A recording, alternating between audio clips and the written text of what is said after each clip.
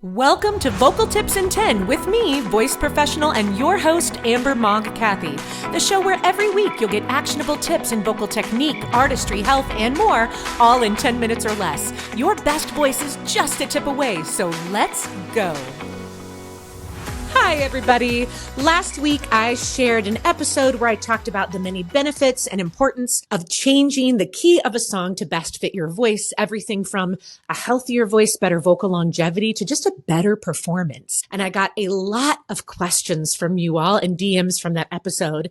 And the biggest questions came from singers saying, this is great, but how do I find the right key? How do I know the key that's best for my voice? So that's what I want to talk about today. One of the things that I think can be the most confusing about this for singers that are wonderfully talented singers and who love it, but don't necessarily have a music theory background, and that is A-okay, is that a lot of singers think, okay, well, my key is A flat, and that is the key that I always sound best in.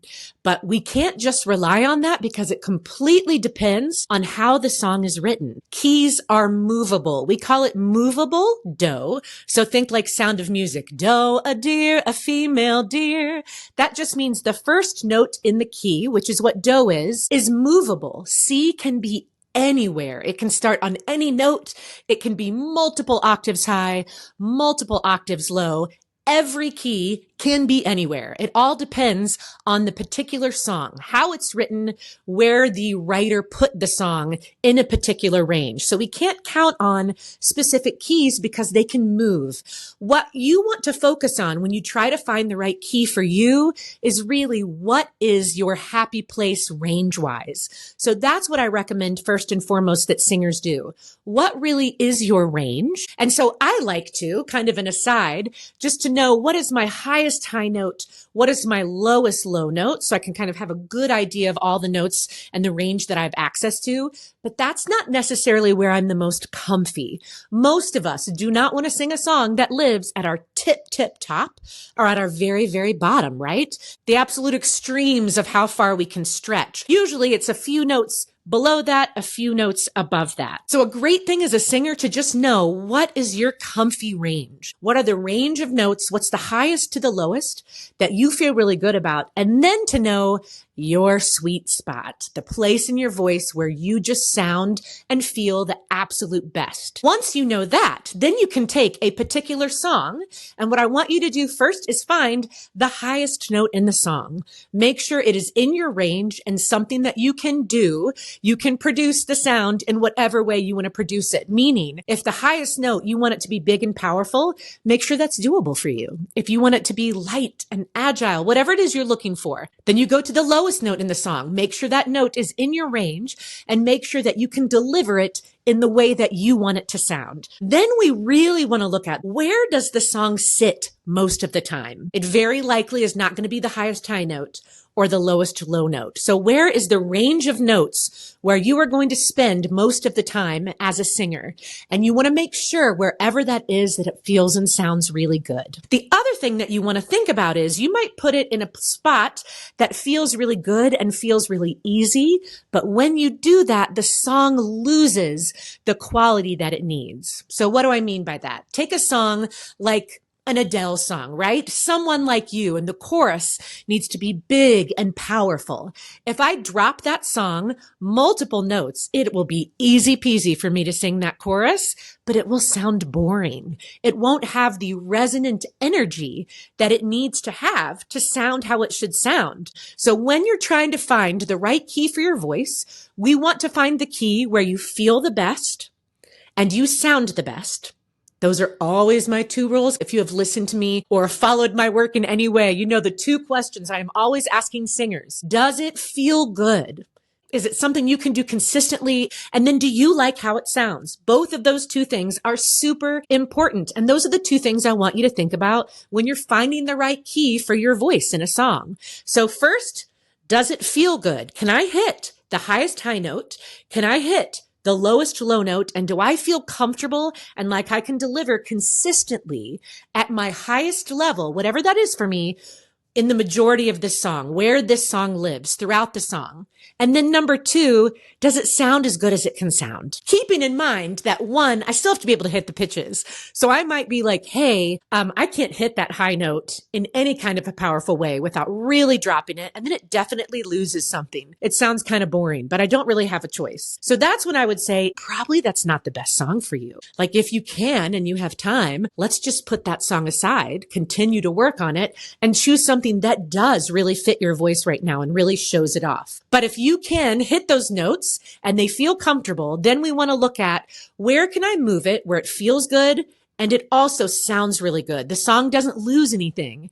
In fact, what I'm always looking for is I want it to gain something. And gain something, meaning if I've got a song that is too high for me or too low for me, and I try to push it anyway, you are going to hear either strain at the top or the sound swallowed at the bottom, or maybe where it lives is in kind of just a muddy, sort of not very resonant spot in my voice, no matter how good my technique is. That's not going to be a great performance for you. It's not going to feel great for me. That's one of the things I think really that confuses people when you talk about changing the key. When you say, yes, all major singers, when they are out on tour, because they're humans and they have a human instrument and the human body. So therefore the voice, because the voice is the instrument, can change depending on what you've got going on in life, how you're feeling, how stressed you are, how much sleep you've gotten. If you are a singer, any kind of voice user, you know this to your bones. It's just the reality for all of us. And I think people who are not singers are like, oh, great, the song's going to be worse then. And that's just not the case. For you to deliver the song like they expect, it has to be in the right spot for your voice. I hope that helps you really kind of figure out how you can find the best keys for you. And then the next question I got was, okay, well, I don't play an instrument. I don't play guitar. If you do, y'all, the capo is your best friend. Get that capo. I spent 26 years in Nashville. Nashville is the land of the capo. I don't know what I would do without it. But if you don't play any instruments and you don't have a band that's backing you and you are at home thinking, okay, I really want to sing this song. I know I need to switch the key. I think I've found the key that feels good for me, but what do I do? There's not a track to play with. I'm going to give you a handful of resources. These are just ones kind of I use a lot or singers I work with use a lot. One, Apple has an app called iReal Pro. It has lots of charts on it. It lets you change the key. It can be really, really helpful. It's a great one to check out. I just learned about an app called Moises. I think I'm saying this correctly. Moises. And I heard about it from one of my Vocal Pro members and he was raving about it. So I went and checked it out. It can do really cool things. It can remove vocals from anything. You can change the key. It will let you see what the chords look like. I think it's like $7 a month and you can use it unlimited. There's also a website with an AI that someone created that is very cool and helpful. The website is vocalremover.org. All of these links for the apps and the different sites are going to be down in the show notes. I use vocalremover.org a lot. So one, as you probably can guess from the name, you can remove vocals from anything, but you can do more than that. It also has a setting called pitcher, which lets you move the key up or down and doesn't really dramatically change the quality. It also lets you switch the BPMs, speed it up and slow it down. Moises does that as well. I'm not sure about iReal Pro. I'd have to check that out. Then another site that just has karaoke tracks, sing-along tracks, which for some of you might be exactly what you're looking for. It's karaokeversion.com. They are cheap. They are good quality. I'm not a big fan of background vocals on karaoke tracks. That is just my own bias. I think they sound pretty cheesy. So I take those suckers out. You can do that, but you can change the key up or down. I think 4 keys, maybe more than that. Again, this is all going to depend on you, what works for you. And these are just a handful of tools. There are so many more. I work with singers in the Vocal Pro membership that I know use Smule. I don't know anything about it. They love it. And there's so many more out there. These are tools that let you change the key, try it in different keys and just see what feels and sounds best for you.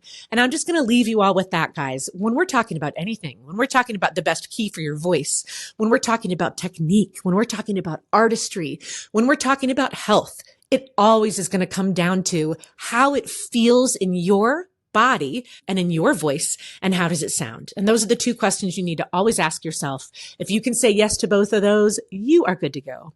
I hope this is helpful. Like always, I got a bunch of freebies for you guys because I like you. Thank you for listening and I look forward to seeing you in the next episode. Bye.